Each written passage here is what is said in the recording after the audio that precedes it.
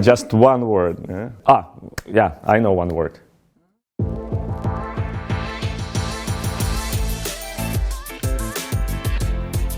I'm Fedor. I'm a CEO and one of the founders of Anisoprint, but actually by my background I'm a scientist and occasionally a CEO.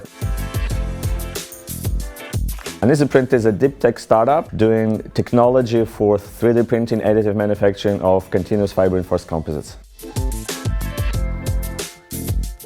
It has two parts. The second part is obvious, it's print, and the first part, aniso, is derived from anisotropy, which is the characteristic of the material to have directional properties.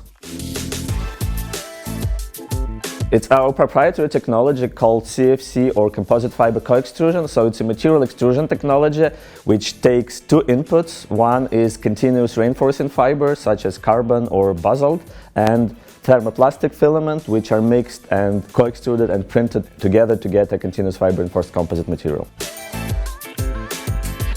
Coffee, but I hate it. The common misconception about 3D printing in general is, I think, that it's a magic box where you just push one button and then you get the result. So the biggest value that the technology gives is for lightweight parts and structures, so it's mostly aerospace, high-performance automotive and healthcare industries. Everywhere.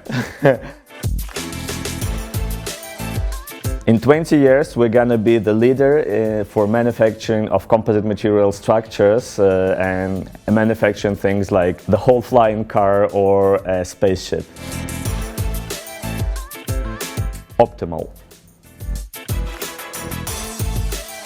I think the most inspirational one for me recently was also Sprach Zarathustra by Friedrich Nietzsche. It's actually very inspirational to think what we should do as humanity to overcome ourselves, to become a better version of ourselves, or to create a better version of ourselves for the future.